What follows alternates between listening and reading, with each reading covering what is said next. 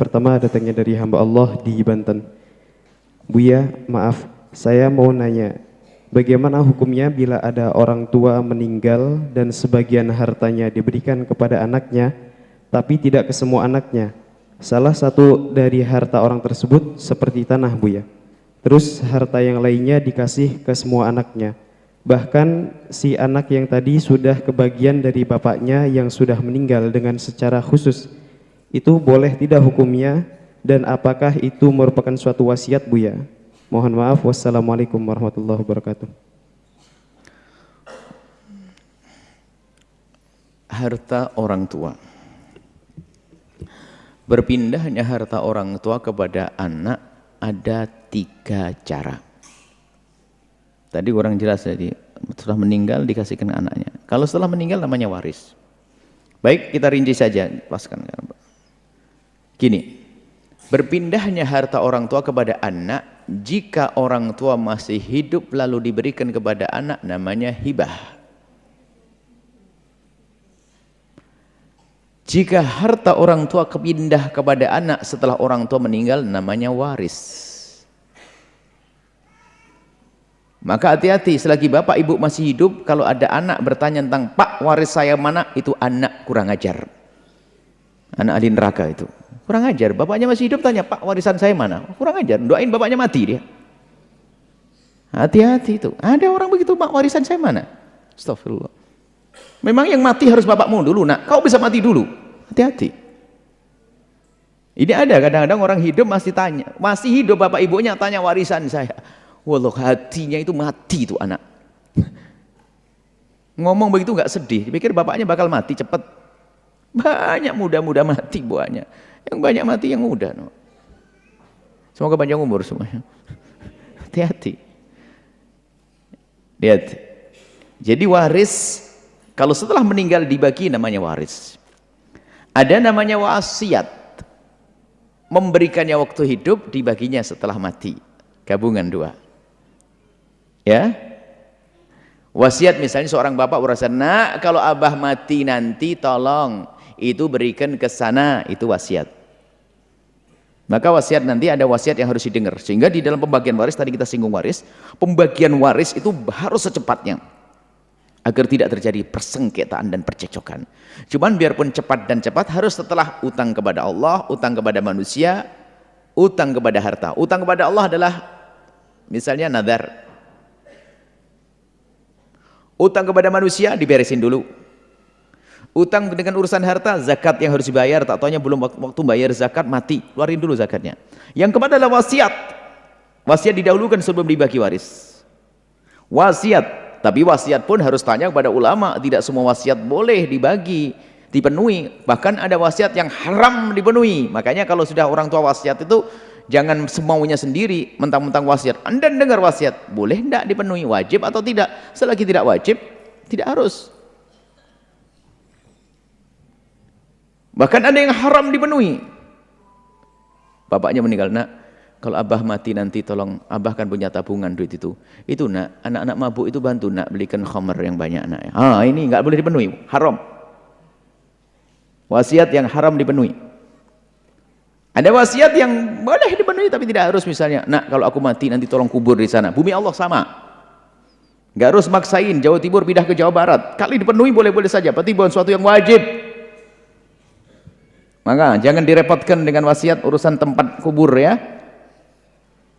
Tapi boleh sekali tidak memberatkan. Tapi kalau harus kosnya besar, biayanya besar, sedekahkan untuk bangun masjid, pahalanya nyampe ke orang tua. Meninggal di luar Jawa harus pulang ke sini, nggak harus. Kubur di mana saja. Itu penyimpanan jasad bumi. Alam barzah itu alam lain.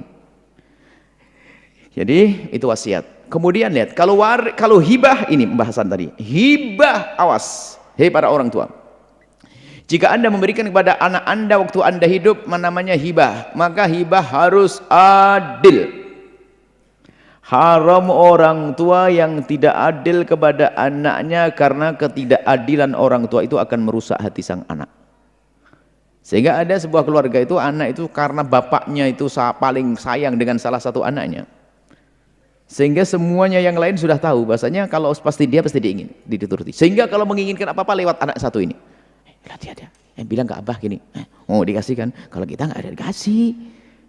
Diam-diam akan tertanam dendam. Bapaknya meninggal tuh, bapak mati, mau apa kau? Jadi kalau ada orang tua tidak adil menjadi meracuni anak. Menjadi sebab kedengkian di antara sang anak. Bahkan muqaddimah rebutan waris dari sini. Para orang tua, hati-hati. Bahkan kalau ada anak bandel dan sebagainya pun tidak boleh diperlakukan tidak adil.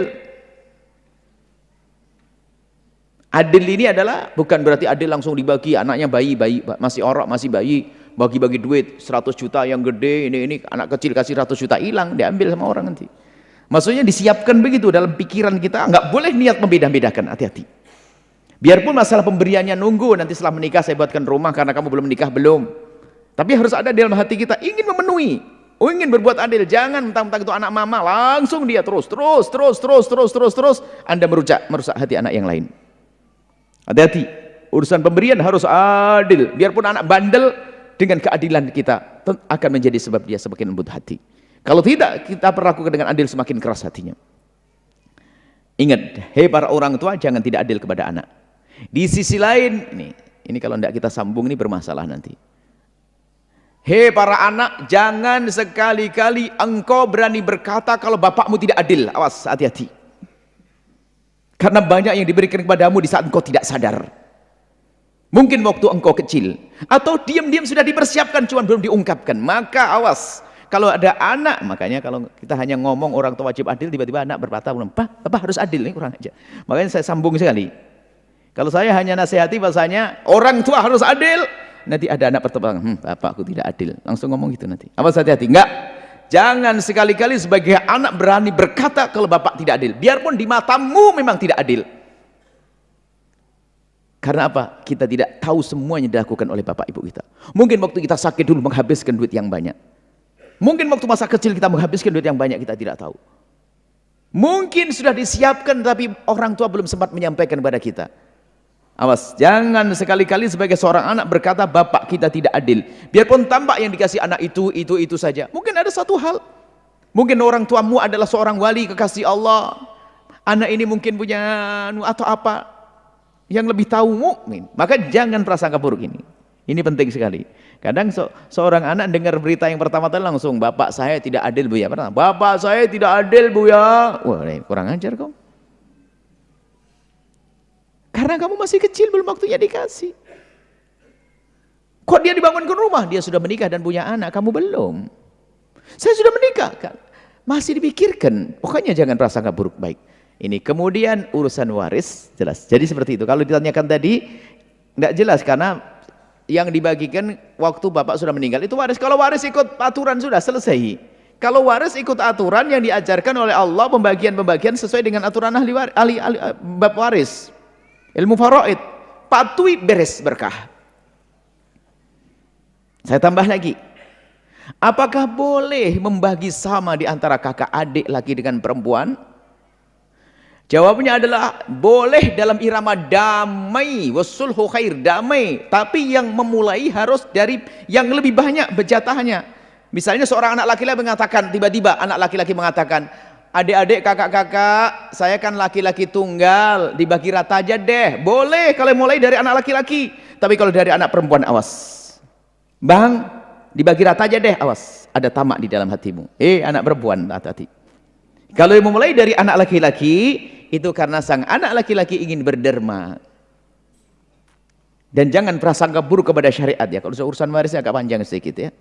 Loh kok 1:2? 1:2 hanya urusan kakak adik. Nanti urusan paman dengan paman nggak ada 1:2. Urusan yang lainnya hanya kakak adik 1:2. Saudara, laki-laki dapat 2 bagian, perempuan dapat 1. Jangan sekali-kali juga berani mengatakan tidak adil syariat. Awas, hati-hati. Syariat sangat adil. Ini hanya sekedar gambaran saja untuk mengetahui. Ini untuk memahamkan. Jadi gini.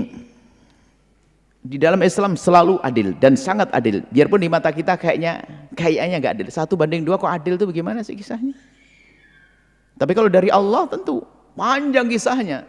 Ini kita hadirkan sebuah kisah pendek saja gini loh ya. Ada kakak beradik, laki perempuan. Bapaknya meninggal dunia. Meninggalkan uang 30 juta. Ibunya sudah wafat duluan. Tinggal bapak seorang duda punya anak 2 laki perempuan. Umurnya yang satu 19, yang satu 21. Yang laki 21, adik perempuannya 19. Meninggalkan duit 30 juta. Maka 30 juta harus dibagi. 1 banding 2. Anak laki-laki dapat berapa? 20 juta. Anak perempuan dapat 10 juta. Baik. Tak tahu aja kebetulan mereka ingin menikah. Sudah waktunya menikah. Nah, karena menikah, kemudian nikah dapat orang di kampung itu semuanya. Dan kebiasaan di kampung tersebut, kalau orang menikah itu laki-laki harus berikan mahar. Bukan kebiasaan dalam syariat kan. Umumnya mahar di kampung itu ya biasa laki-laki memberikan mahar dan perempuan dapat mahar, wajar. Kan syariat. Dan kebiasaan di kampung itu kalau ada laki-laki menikah maharnya rata-rata ada 20 juta. Menikahlah bareng, kuadenya sebelahan. Kuade abangnya, kuade adiknya dapat mahar. Adiknya yang laki-laki bayar mahar, adiknya dapat mahar. Adiknya menikah dengan orang lain, dia menikah dengan tontonan. Kakak adik gak boleh menikah. Sang abang menikah dengan seorang anak gadis, meminang anak gadis menikahi, lalu ngasih mahar. Ngasih mahar berapa? 20 juta. Sang abang yang laki-laki duitnya tinggal berapa? 0, habis. Adik perempuannya yang tadi dalam warisan hanya dapat 10 juta, ya enggak? Waktu menikah dengan laki-laki dikasih mahar. Dikasih berapa? 20 juta. Duitnya berapa anak gadis? 30 juta. Abangnya enggak punya duit, adiknya punya 30 juta. Tak tahu punya anak 15 semuanya. Ayo. Yang ngasih nafkah abangnya tadi, ngasih nafkah kepada istri dan anaknya. Ini sang adik perempuannya dinafkahi sama suaminya. Ayo. Bahkan sampai mati pun ternyata kalau laki-laki meninggal dunia, kain kafannya laki-laki diambil dari hartanya sendiri. Tapi seorang istri kalau meninggal dunia, kain kafannya menjamin suaminya. Sampai mati pun laki-laki yang ngurusi. Mau mati duluan? Loh, suaminya suruh mati dulu. Mana enggak langsung oleh. Panjang umur semuanya. Tapi harus mati husnul khatimah. Nah, itu masalah waris seperti itu ya. Tolong hati-hati waris, ini serem sekali, ngeri sekali. Jadi begitu. Nah, jadi kalau sudah, apapun yang telah diberikan oleh orang tua waktu orang tua hidup adalah miliknya sang anak. Tidak boleh ditarik menjadi harta waris lagi. Misalnya seorang ayah memberikan kepada anak nomor 1 rumah, selesai miliknya dia. Loh kok kelihatannya nggak adil? Ayah kan nggak tahu kalau bakal mati duluan, sehingga belum membuatkan rumah untuk anak yang nomor 2. Kan sudah dapat jatah, nggak boleh. Hati-hati, ini yang sering terjadi. Karena abang sudah dapat rumah, saya belum. Maka abang sudah rumahnya. Rumah abang itu hadiah daripada sang ayah, namanya hibah.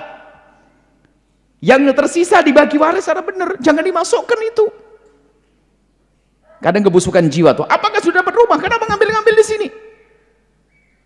Jahatnya itu urusan waris ini, ngerep, serem. Jadi rumahnya abang dalam miliknya dia karena hibah dari orang tua.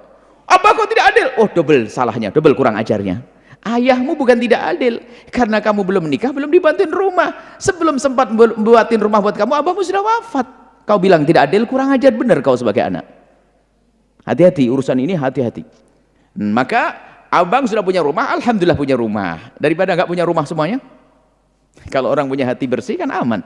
Tinggal tanah yang ada semuanya dibagi sesuai dengan aturan waris. Abang dapat lagi? Ya dapat lagi dong. Tadi bertanya. Dapat lagi sang abang. Karena yang rumah didapat waktu ayah hidup, sekarang didapat setelah ayah meninggal. Tadi sebagai hibah, sekarang sebagai warisan. Seperti itu. Wallahu a'lam bishawab.